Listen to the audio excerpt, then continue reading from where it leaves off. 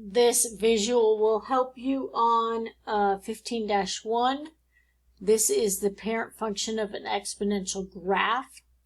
For any constant c and d, the function f of x, where b x plus c plus d shifts the parent function of the shifts the parent function.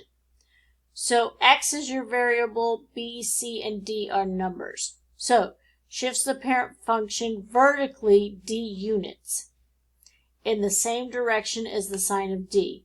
So plus 5 would go up 5, minus 6 would be down 6. Shifts the parent function horizontally c units in the opposite direction of c. So if this is a plus 4, then it is shifting it left 4. If this is a plus 8, or sorry, minus 8, then it is shifting it right 8. Has the y-intercept of b to the c plus d, so that's a quick way because you're going to put a 0 there, and then you're going to have b to the number, and then you're going to add some more. So that's your y-intercept. This is hugely important. Has a horizontal asymptote of y equals d. That's your asymptote. That's where you're getting your asymptote. So I would highlight it or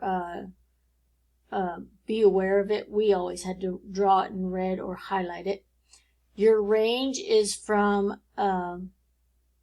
your asymptote to infinity, and your domain is always, you can plug in anything into the numbers. So how are you going to graph it? This is a quick way to graph it. So you're going to, on a graph, the first step is you're going to draw your asymptote at D. Then you're going to shift it left C units if C is positive, right C units if C is negative. You're going to shift the graph up if D is positive and down if it's negative. And then you're going to state the domain. This will help you tremendously on graphing exponential functions.